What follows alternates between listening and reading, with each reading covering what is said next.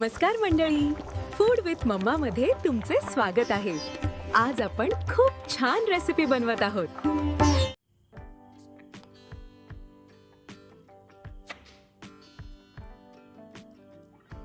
एकदम मस्त क्रीमी थंड. आता बाहेरून काही आईस्क्रीम आणायची गरज नाही, असंच मस्तपैकी थंडगार बनवायचं.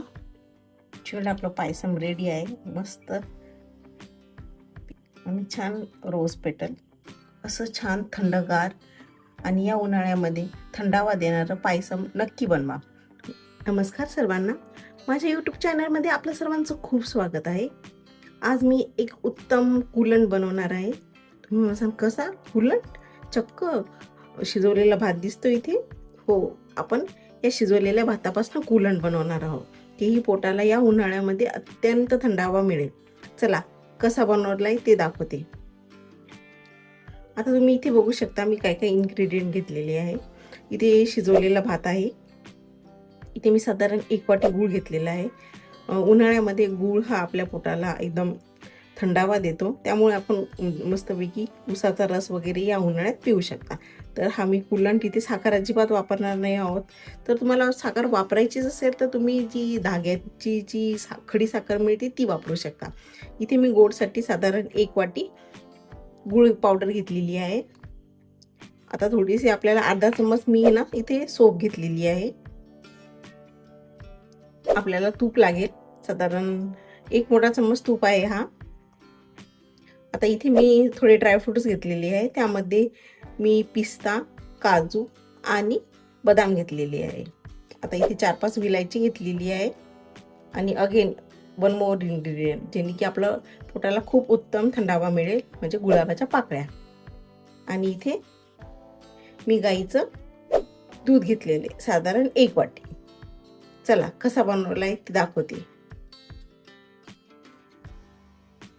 तर सर्वप्रथम मी कढई गॅसवर तापत ठेवलेली आहे आणि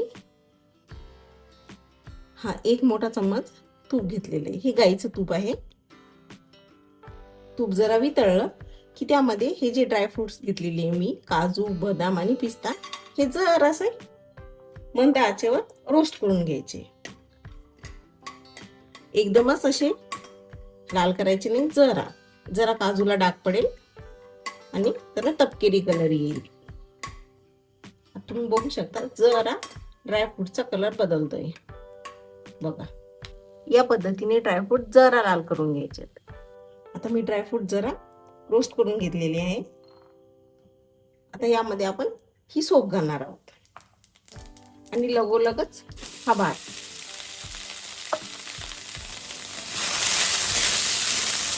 आणि मिनिटभर परतायचे आपल्याला. तसा भात हा ऑलरेडी शिजलेला आहे, पण जरा तुपाचा फ्लेवर येण्यासाठी हा अर्धा मिनिट आपण परतून घेऊया. आणि सोपचा फ्लेवर पण याला छान लागेल. बघा किती छान चकाकी आलेली आहे तुपामुळे. आता इथे मी हे दूध घालते. साधारण 1 वाटी आहे आणि 1 वाटीच आपले तांदूळ होते.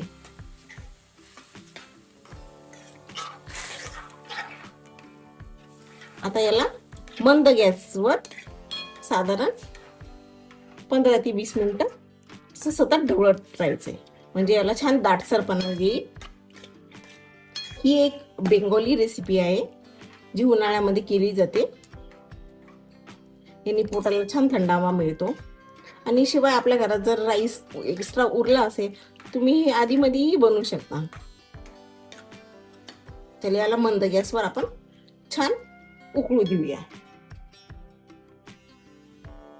आता खलबत्त्यामध्ये जर आपण हे जे ड्रायफ्रूट आहे हे चांगले बारीक करून घेऊया.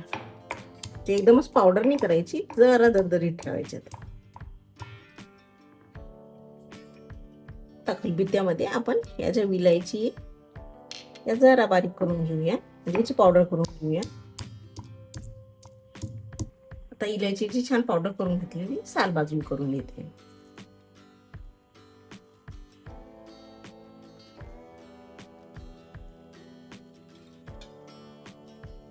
तुम्ही बघू शकता मंद आचेवर मी हे 15 मिनिटं चांगलं उकळू दिले. आता जरा बघा दाटसरही झालंय. आणि मस्त असा सुगंध येतोय. आता जे ड्रायफ्रुट्स मी बारीक करून घेतले होते ते यामध्ये टाकून घेते.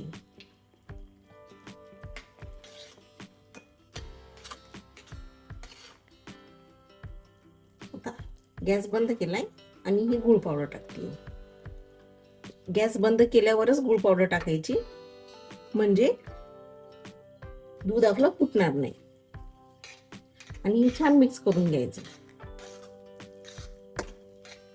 तुम्ही बघू शकता गुळामध्ये मस्त याचा कॅरमल असा कलर झालेला आहे. सुरुवातीला छान फणसासारखं शुभ्र होतं, आता जरा कॅरमलाइज कलर आलाय.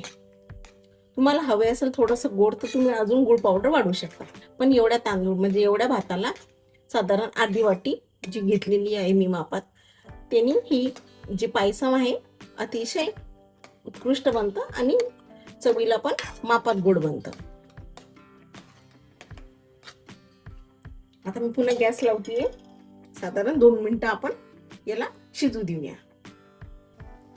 आता पायसम आपलं चांगलं शिजलं आहे. त्यामध्ये ही जी विलायची पावडर मी केलेली होती ती घालून घेते. याने छान मस्त असा सुगंधही येतो आणि आपल्या पायसमला मस्त असा फ्लेवरही येतो. म्हणजे इलायची फ्लेवरचं पण काम करते आणि सुगंधाचंही काम करते. जरा घट्ट होऊ देऊया. अजून 1 मिनिट बरं आपल्याला हे शिजवावं लागेल. खायला अप्रतिम लागतं हे. लहानांपासून मोठ्यांना सर्वांना हे फार आवडेल. आणि असं बनवून फ्रीजमध्ये तुम्ही साधारण 1-2 दिवस आरामात ठेवू शकता.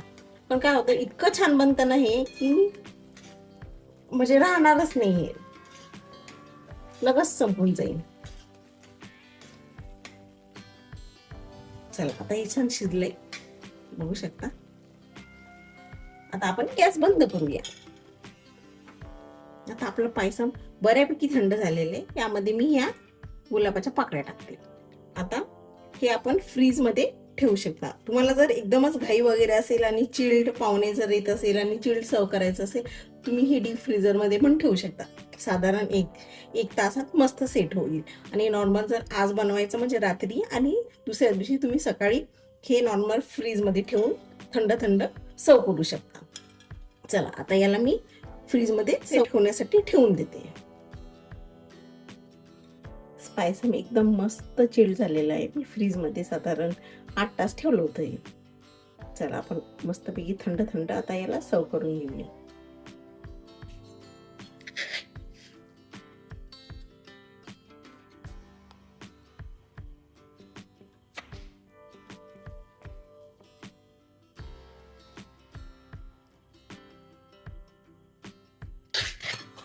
एकदम मस्त क्रीमी थंड. आता बाहेरून काही आईस्क्रीम आणायची गरज नाही, असंच मस्तपैकी थंडगार बनवायचं. चिल्ड आपलं पायसम रेडी आहे. मस्त पिस्ता आणि छान रोज पेटल.